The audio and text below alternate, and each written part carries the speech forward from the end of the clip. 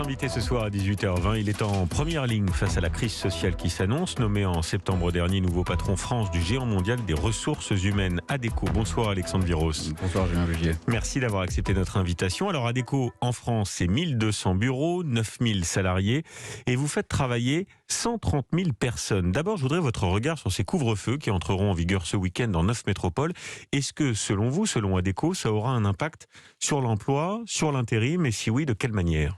Le groupe Adecco, c'est 130 000 personnes par semaine et à la fin de l'année, c'est 1 million de personnes qui trouvent un emploi via Adecco. Donc quelque part, ça le positionne comme premier employeur en France. Alors sur ce couvre-feu, bon, il y a des éléments qu'on pouvait anticiper. C'est évidemment un terrible coup dur au marché de l'hôtellerie et de la restauration qui avait déjà beaucoup souffert pendant la pandémie. Et donc ça a été évoqué hier, nous l'avions anticipé. Évidemment, c'est très difficile. Très demandeur d'intérimaires. C'est un marché par ailleurs qui est très demandeur d'intérimaires. Notre groupe était positionné beaucoup sur la restauration collective, donc un petit peu moins sur la restauration du soir. Toutefois, il y a cet aspect-là, mais j'insiste aussi sur l'hétérogénéité de ce qu'on voit. C'est-à-dire qu'il y a aussi des endroits, des secteurs qui, au contraire, en fait, sont en besoin de recrutement. Le e-commerce, le BTP.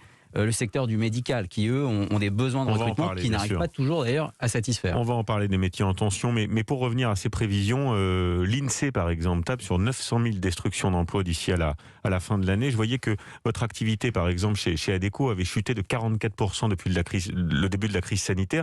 Est-ce que vous, agence d'intérim notamment, est-ce que vous avez déjà une idée de cette seconde vague et des mesures de restriction qui ont été décidées en France, mais aussi partout en Europe, de quelle manière ça peut impacter les embauches et l'emploi ? Alors, moins 44% au moment des annonces, sidération, remontée progressive, c'est-à-dire que la baisse est moins importante qu'elle n'a été, il faut le souligner, parce que les choses reprennent, et je pense que les différents dirigeants commencent à mieux identifier ce qui se passe.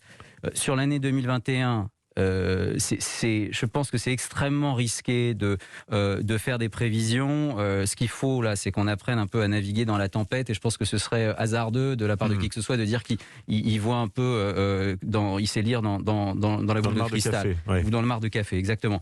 Le chiffre qui est évoqué, effectivement, nous, ce qu'on voit, c'est entre 700 000 et 1 million de destructions d'emplois d'ici la fin de l'année.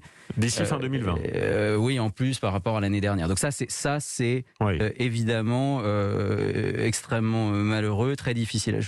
En face de ça, je vous dis, c'est le paradoxe, on y reviendra, mais il y a aussi des demandes d'emploi qui ne sont pas pourvues aujourd'hui. Et vous le disiez, on fait de l'intérim, mais pas que. Et une partie de notre travail, c'est de faire en sorte qu'on puisse satisfaire cette demande. C'est vrai que c'est un paradoxe, Alexandre Viros. Il y a des emplois vacants en France, on en parle régulièrement, mais dans le contexte actuel, ça prend une valeur évidemment particulière. Et des secteurs en tension.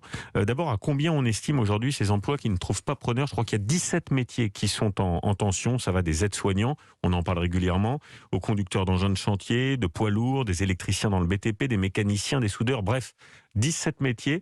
Combien d'emplois ? Aujourd'hui, il y a 400 000 emplois qui ne trouvent pas preneur. Et sur ces métiers en tension, on considère que la moitié de ces emplois, donc 200 000, correspondent à peu près aux 17 métiers que nous, chez le groupe Adecco, on a identifiés via nos outils d'analyse. Ça, c'est le paradoxe français. Il date d'avant la crise.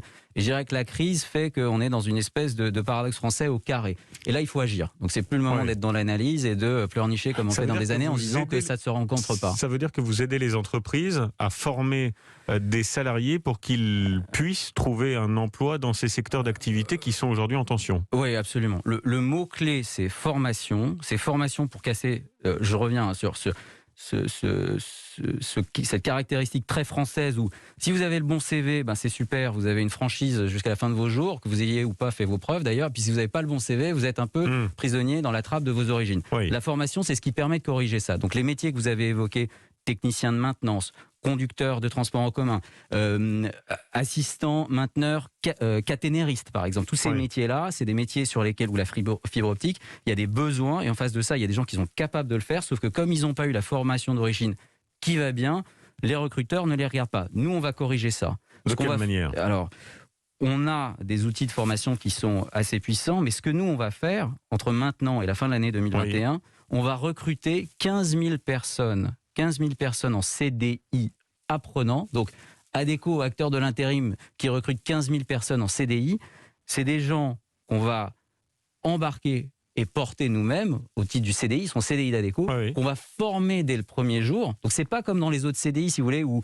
en gros, comme tout le monde court après, on est déjà formé et puis c'est à la fin qu'on a une formation plus. Vous êtes formé dès le premier jour à ces métiers pénuriques. Un exemple, vous êtes dans le bassin. Ça veut dire que vous leur proposez des missions différentes. Un mois, vous travaillez là, un mois, vous travaillez là. Et entre ces moments de carence, s'il y en a, vous êtes salarié à temps plein par Adecco. Vous êtes salarié à temps plein par Adecco. Vous êtes formé au premier jour. L'agence d'intérim qui devient l'employeur. Exactement. Vous êtes formé dès le premier jour. Vous êtes technicien de l'aéronautique à Toulouse.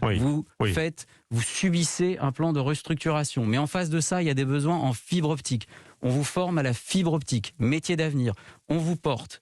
S'il y a des missions qui s'arrêtent avant qu'il y en ait une autre, il y a ce qu'on appelle l'intermission. On porte le salaire de la personne durant cette période. Mais vous ajustez aussi le salaire parce qu'il y a des métiers qui gagnent plus que d'autres. Donc entre les différentes missions, même si la personne est CDI chez Adecco, on a bien compris, vous ajustez le salaire en fonction de l'emploi de l'individu ? Excellente question. D'abord la formation, ensuite le pouvoir d'achat. Nous, on va estimer que un job, un métier, il doit être rémunéré 1 800 €. Bon. Oui. Pendant la période de carence, d'intermission, nous, évidemment, on va continuer de payer la personne ces 1 800 €. Mais autre point important, mettons que notre client, l'employeur, considère que lui, il veut payer 1 600 €. Oui. Nous, on prend en charge les 200 € de différence. Donc ça aussi, c'est important. Bien.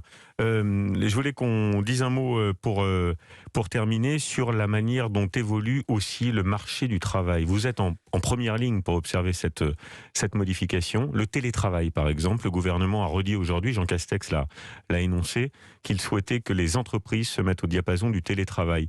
Est-ce que les salariés y sont prêts ? Alors les salariés, une grande partie d'entre eux, et les entreprises, je pense que les entreprises, certains s'y sont faites un peu malgré elles, d'autres finalement on avait déjà anticipé le mouvement. Nous, les salariés, on en a interrogé 8000, on voit qu'ils ont eu le goût de ça et surtout ils ont développé des compétences digitales et je pense que ce qui est important, c'est que ça a fait une sorte de pédagogie du digital parce que ça peut faire peur, on peut se dire c'est très technique, mais enfin non, c'est simplement utiliser des outils. Je crois qu'un monde tout digital, ça n'existe pas.